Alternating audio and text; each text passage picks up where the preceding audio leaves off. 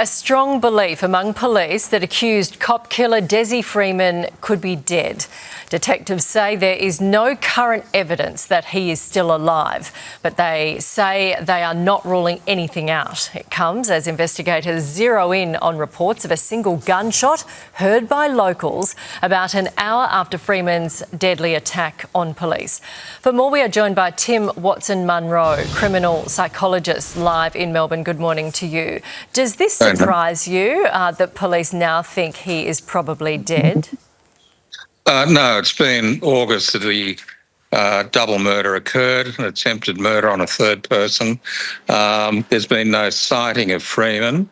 I think it's quite plausible against a backdrop of the gunshot being heard that he may have run into the bushes, realised the gravity of what had occurred and decided to end his life. That said, you couldn't totally rule out the fact that he's still alive and left the jurisdiction, or he's still being protected by people.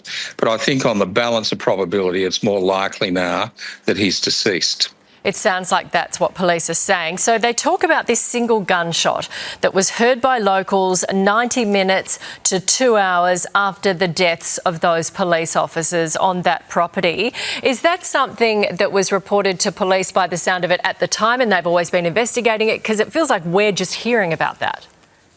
Look, I don't know the answer to that, Nat.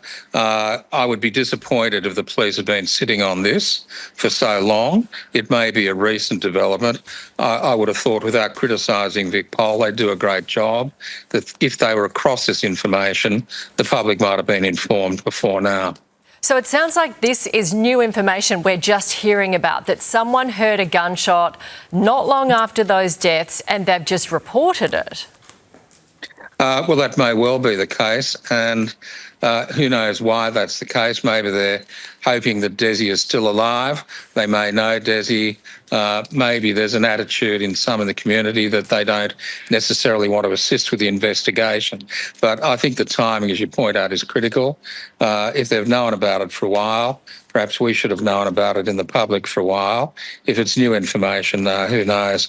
I know one thing. I think the people of Port Punka and, generally speaking, Australians would like to know what's happened to this man, dead or alive. Yeah, and the families of those police officers. Tim Watson-Munro, thank you very much for your time this morning.